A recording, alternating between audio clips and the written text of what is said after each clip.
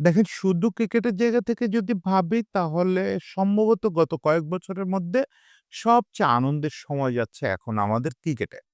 সেই জায়গাটায় আমরা পরপর ২ টো সিরিজ জয় নিশ্চিত করলাম শ্রীলঙ্কার বিপক্ষে এবং পাকিস্তানের বিপক্ষে। পাকিস্তানের বিপক্ষে ১ ম্যাচ হাতে রেখেই সিরিজ জয় নিশ্চিত করলাম। এখন সম্ভাবনা আছে তাদেরকে হোয়াইট ওয়াশ করার। তারপরেও যে উৎসব, যে উচ্ছলতায় আমাদের মেতে ওঠার কথা ছিল সেটা আসলে এই জাতির পক্ষে এই সময়ে আর সম্ভব না। আমি জানি না এটা আর আদৌ কবে গিয়ে আমরা ওই উচ্ছ্বাস প্রকাশ করতে পারবো। আমাদের চোখের সামনে আমাদের সন্তানরা মৃত্যুর সঙ্গে লড়াই করতেছে। আমাদের কাঁধে এখন আমাদের সন্তানদের লাশের বোঝা। এরকম একটা সময় আর যাই হোক উচ্ছ্বাস করা যায় না। তারপরে ওই যে বলে না যে শো মাস্ট গো অন। এখন আমাদের এটা জীবিকা। যারা খেলা দেখেন তাদের কাছে এটা একটা টাইম পাস বা বলা যায় যে এরকম একটা দুর্বিষহ পরিস্থিতির মধ্যেও একটু নিঃশ্বাস ফেলার জায়গা। সেই জায়গা থেকে ক্রিকেট নিয়ে একটু কথা বললি। ক্রিকেট নিয়ে কথাটা বলি এই জায়গায় যে আমরা যে ম্যাচটা জিতলাম, পাকিস্তানের বিপক্ষে সিরিজটা জিতলাম। ২-০ তে তো অলরেডি আগায়া গেলাম। এই জায়গাটাকে বিশ্লেষণ আমি করতে চাই না। আমি তো বিশ্লেষণের লোক না। আমি এডিটোরিয়াল এ একটু দৃষ্টি আকর্ষণ করতে চাই এই একটা ভালো জায়গায়। প্রথমত বোলিংটা নিয়ে একটু বলি। বোলিংটা নিয়ে তো আমি আগের দিনই বলছি যে এটা সম্ভবত আমাদের ইতিহাসের সবচেয়ে সুন্দর এবং সবচেয়ে বৈচিত্র্যময় বোলিং অ্যাটাক। আগের দিন যেটা বলছি যে ২ টা পেসার 140 তে বল করে, একটা দুর্দান্ত ডেথ ওভার স্পেশালিস্ট মুস্তাফিজ, একটা লেগ স্পিনার আছে, একটা ওভার স্পিন করতে পারা অফ স্পিনার আছে। সবই ঠিক আছে। আমাদের বোলিংটা আজকেও সুন্দর ছিল। তাসকিনের জায়গায় শরীফুল ঢুকছে। সে হয়তো 140 না, স্টিল আমি দেখলাম 130 প্লাস দারুণ বল করতেছে এবং দুর্দান্ত স্লোয়ার এর ইউজ করছে। আজকেও বোলিং অ্যাটাকটা সুন্দর ছিল, বিউটিফুল ছিল। হ্যাঁ? শেষ দিকে গিয়ে আমরা একটা ক্যাচ ড্রপ করছি, কিছু বাজে ফিল্ডিং করছি। যে কারণে ওদের শেষ দিকে আমাদের জন্য একটা থ্রেট তৈরি হয়েছিল। সেটা আবার ঠিকই মুস্তাফিজ, রিশাদ এসে সেই থ্রেটটা কমায়া দিছে। তারা ম্যাচ জয়টা নিশ্চিত করে দিছে। এর আগে তো শরীফুল, সাকিব, তানজিম সাকিব যারা এই উইকেট নিয়ে কথা বলে, খেলা না দেখে উইকেটের সমালোচনা করে যে কি মেজাজটা খারাপ হয়। সাকিবের বোলিংটা দেখেন, তানজিম সাকিব যে বল করছে এই হাইট থেকে বল গেছে। একটা বলও কি নিচু হইছে? একটা বলও কি পেসের জন্য আপনার খেলতে সমস্যা হয়েছে? মানে স্লো বলে খেলতে সমস্যা হয়েছে? 139, 140 তে ডেলিভারি দিচ্ছে। জেনুইন উইকেটে খেলা হয়েছে আজকে। যাই হোক এইসব বিষয় না বলে আমি মূলত যে জিনিসটার দিকে দৃষ্টি আকর্ষণ করতে চাই সেটা হচ্ছে জাকের এবং আমাদের মাহাদি এই দুজনের জুটিটা। 55 রানের সম্ভবত একটা জুটি করছে। এই জুটিটার দিকে স্পেশালি একটা দৃষ্টি আকর্ষণ করতে চাই ২ টো কারণে। এক হচ্ছে দেখেন যখন আমাদের কোলাপসটা করছে, কোলাপস করার পরে জাকের এবং মাহাদি যেরকম ব্যাটসম্যান, তাতে এটা প্রত্যাশা করা যেত না একেবারেই যে ওখান থেকে তারা ইনিংস বিল্ড করে আবার ওটা গিয়ার আপ করবে। এটা একেবারেই তাদের কাছ থেকে প্রত্যাশিত ছিল না। সেই জায়গাটায় এই দুজনকে আমি একটা বিশেষ ধন্যবাদ দিতে চাই যে তারা তাদের ক্যারেক্টার বদলায় শুধুমাত্র দলের স্বার্থে একেবারে অপোজিট ক্যারেক্টারের ব্যাটিং করে ইনিংস টেনে নিয়ে গেছে। এটা অসাধারণ একটা ব্যাপার। সেখানে মাহাদির কথাটা আমি একটু বিশেষভাবে বলব কেন? আমি যখন মাহাদির প্রশংসা করে এর মাঝে একটা কনটেন্ট করি মানে এডিটোরিয়াল এ কথা বলি, সেখানে দেখছি অনেকে কমেন্ট করছিলেন যে, ভাই মিরাজের চেয়ে ভালো বোলার বলেন ঠিক আছে, মাহাদিরে জোর করে অলরাউন্ডার বানায়েন না।" ভাই জোর করে অলরাউন্ডার আমাকে বানাতে হবে না। আমি জানি আপনারা অলরাউন্ডার বলতে যা বোঝেন, যা প্রত্যাশা করেন মাহাদি তা না। অলরাউন্ডার মানে আপনারা যদি সাকিব ভাবেন, মিরাজ ভাবেন, মাহাদি তো তা না। মাহাদির ব্যাটে অত বড়, বড় ইনিংস নাই। মাহাদি বোলার হিসাবে মিরাজের চেয়ে অনেক ইফেক্টিভ শর্টার ভার্সনে। কিন্তু ব্যাটিং এর মজাটা এই যে আজকে আপনারা ৩৩ রান করতে দেখলেন, আমি সবসময় বলি মাহাদি হচ্ছে ২৭ রানের ব্যাটসম্যান। যেকোনো ফরম্যাটে ও করতে পারবে ২৭। সেখানে বোনাস হিসেবে ৩৩ করছে এটা ওর ক্যারিয়ার সেরা। সেই জায়গাটা ওর যে বৈশিষ্ট্যটা ও খুব ইমপ্যাক্ট ব্যাটিং করতে পারে। এটা আমরা যারা অনেকদিন ধরে ওরে চিনি, তারা খুব ভালো করে জানি। যে ওর ব্যাটে সামান্য যে রানটা আছে, ওই যে বলি ২৭ রান মজা করে বলি, ওই ২৭ রানটা খুব ইমপ্যাক্টফুল, খুব ইমপ্যাক্টফুল। মানে টি-20 র হিসাব যদি করেন তাহলে আমি একটু বাজেভাবে বললেও মিরাজের ৭০ রানের চেয়ে ওর ২৭ রানের গুরুত্ব অনেক বেশি টি-20 তে।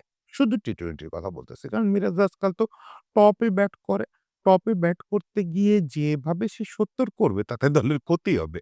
দলের টোটাল স্ট্রাইক রেট ফল করবে। কিন্তু মাহাদির ক্ষেত্রে যেটা হয় অন্যান্য দিন মাহাদি যখন ১৭, ১৮, ১৯ এর একটা ইনিংস খেলে ওটা আমাদের প্রজেক্টেড স্কোরকে ছাড়ায় যায়। প্রজেক্টেড স্কোরকে অনেক উপরে তুলে যায়। কিন্তু আজকের ব্যাপারটা দেখেন। আজকে ভেরি আনলাইকলি ব্যাটিং করছে। সে নিজের মতো ব্যাটিং করে নাই। সে যে সময় উইকেটে গেছে খুব কুইক ৫ টা উইকেট চলে গেছে। এখন তার করণীয় কি ছিল? এক তো উইকেট, ফেয়ার বাউন্স উইকেট, অমুক-তমুক কিন্তু উইকেট কিন্তু একটু হার্ড। মানে ব্যাটিং করার জন্য খুব সরগর না। ওই যে বাসিত আলী একটা দারুণ কথা বলছেন। এটা লাহোর না, এটা ঢাকা। প্রত্যেক ভেন্যুর তো একটা নিজস্ব ক্যারেক্টার থাকে।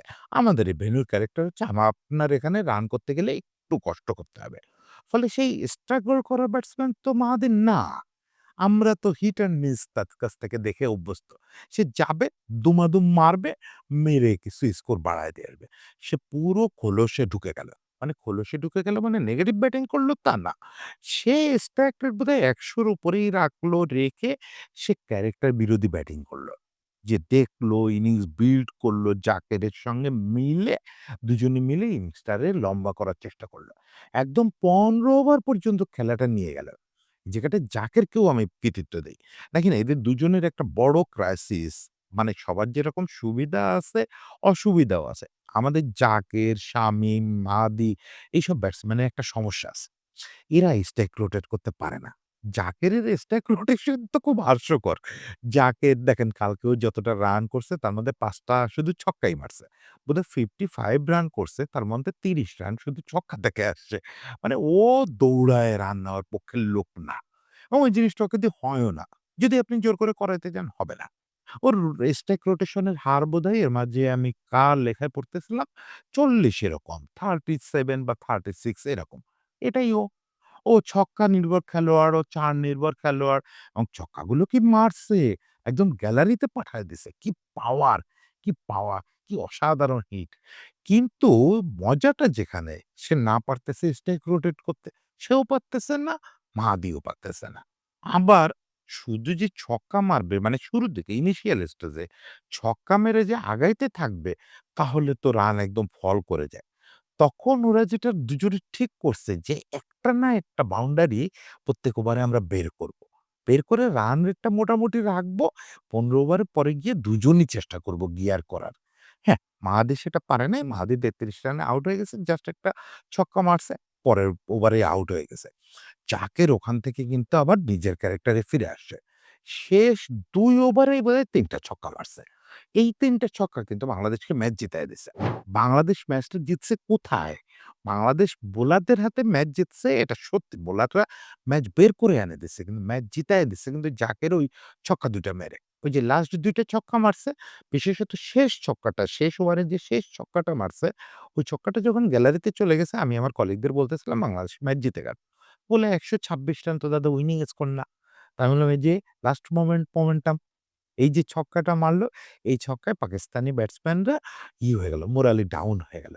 এটা তো আছেই। কিন্তু একই সঙ্গে ওরা যে বিউটির সঙ্গে এটা দেখালো যে, আমি আমার স্বভাব বিরুদ্ধ ব্যাটিং করব প্রয়োজনে দলের জন্য। করে ইনিংস বিল্ড করে একটা পর্যায় পর্যন্ত নেব। তারপর পারলে আমরাই চার্জ করে থেকে একটা স্ট্যান্ডার্ডাইজ করে নিয়ে যাব।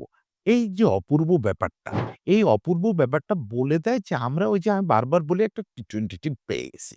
একটা টি-টোয়েন্টি টিম পেয়ে গেছি। এখন এটাকে নার্সিং করতে হবে। এখানে ১-২ জন ঢুকবে, বেরোবে সব ঠিক আছে। কিন্তু টি-টোয়েন্টির মূল গ্রুপটা আমরা পেয়ে গেছি। এই গ্রুপটাকে এখন একটু স্বাধীনতা দেওয়া। একটু বলা যে, "বাবা তোরা তোদের মতো খেল।" এই যে যেরকম নিজেরা দায়িত্ব নিয়ে সুন্দর আজকে স্বভাব বিরুদ্ধ ইনিংস খেলে দলকে জয় এনে দিলি। মানে ওরা এখন বুঝে গেছে যে টি-টোয়েন্টিতে কি করতে হবে। সব দিন হিট অ্যান্ড মিস করা যাবে না। আবার বেশিরভাগ দিন মনের আনন্দে পিটাইতে হবে। যেটা করতে ওরা খুব আনন্দ পায়। দলের ৫ জন খেলোয়াড় আছে পিটাইতে পছন্দ করে। এইটা তো আপনি টি-টোয়েন্টিতে এটা ছাড়া হবে না। সব মিলে আমার কাছে যেটা মনে হচ্ছে যে সত্যিই আমরা টি-টোয়েন্টি টিম পেয়ে গেছি। এইটা শুনে আবার অনেকে ভাবেন কি আমার কথা আমি এত আ বেশি বলে ফেলি। ফলে অনেকে ভাবেন কি যে কথাটা বোধহয় ফাইনাল। মানে একদম সিমেন্টেড কথা। না, টি-টোয়েন্টি টিম পেয়ে গেছি মানে কি? এই টিম বিশ্বজয়ের মতো হয়ে গেছে? বা এই টিম খুব ভালো হয়ে গেছে। না, এইটারে আমি বলি যে টি-টোয়েন্টি টিমে ২০ টা পেয়ে গেছি, ২০ টা। যেটা আমরা পাচ্ছিলাম না ২০০৬-৭ থেকে শুরু করে আমরা কখনো টি-টোয়েন্টি টিম পাই নাই। টি-টোয়েন্টি টিমের ২০ টাই পাই নাই। যে এই টিমটাকে নার্সিং করলে একটা টি-টোয়েন্টি টিম হবে।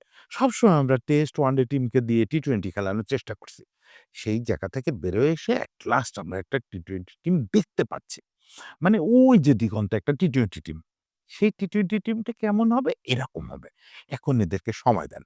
এদেরকে এই যে এই আর ২ সিরিজেই যদি ভালো না করে, ঘটনাচক্রে পরপর বড় দুটো সিরিজ জিতলাম। নেক্সট এশিয়া কাপেই হয়তো এরা খারাপ করবে। আমরা কিন্তু দুবার টি-টোয়েন্টি এশিয়া কাপের ফাইনালও খেলছি। তাও আমি বলি নাই ওইটা টি-টোয়েন্টি টিম হইছে। এবার বলতেছি, এবার হয়তো সেই টিমটায় গিয়ে আপনি বলবেন যে, "দাদা আপনি এই টিমরে বলছিলেন যে টি-টোয়েন্টি টিম হয়ে গেছে।" কিন্তু তারা তো এশিয়া কাপের ফাইনালেও যাইতে পারল না। ভাই এটা নিয়ে পরোয়া করেন না। এদেরকে টাইম দেন। এদেরকে টাইম দেন সব বাচ্চা, বাচ্চা ছেলে। এই টিমে আপনি যদি দেখেন লিটন আর মুস্তাফিজ বাদে সব বাচ্চা। এই বাচ্চাদের টাইম দিতে হবে। এরা হচ্ছে আপনাকে একটা জায়গায় নিয়ে যাবে। আমি খুব স্বপ্ন দেখতে চাই। খুব অপটিমিস্টিক হতে চাই। এই টিমটাকে টাইম দিলে এরা কে জানে? এরা ট্রফিও আনতে পারে। ট্রফিটা বড় কথা না। একটু মুখটা উজ্জ্বল করতে পারবে। সেটা আজকে জাকের এবং মাহাদির ব্যাটিং দেখে আমি খুব আশাবাদী হলাম। পুরো দলটার জন্য শুভেচ্ছা থাকলো। একই সঙ্গে আবারও বলি যে দেশের অবস্থা আনন্দ করার মতো নাই। আমার সন্তানরা মৃত্যুর সঙ্গে লড়াই করতেছে আমার কাঁধে সন্তানের লাশের বোঝা। এ অবস্থায় আনন্দ করেন আপনারা এটা চাই না। যার, যার মতো প্রার্থনা করেন। যারা রক্ত দিতে ছোটাছুটি করতেছেন সে কাজগুলো অব্যাহত রাখেন। সেটার পাশাপাশি যদি পারেন খেলায় সময় দেন, না পারলে দরকার নাই। খেলাটা জীবন না। জীবনটা জীবন। বিশেষ করে যখন আমাদের ভবিষ্যৎ প্রজন্ম মৃত্যুর সঙ্গে লড়াই করতেছে তখন আর কিচ্ছু গুরুত্বপূর্ণ না। প্রয়োজনে সব শোনা বাদ দিয়ে দেন। আমরা প্রফেশনাল খাতিরে বলতে থাকবো, ওই বকবকানি শোনাটা জরুরি না। জরুরি হচ্ছে প্রার্থনা করা। সবাই আসুন আমরা প্রার্থনা করি আমার বাচ্চারা যেন সুস্থ হয়ে ওঠে, যে কজন বেঁচে আছে ওরা যেন সুস্থ শরীরে বাসায় ফিরে আসতে পারে। সে প্রার্থনা করি সবাই ভালো থাকবেন।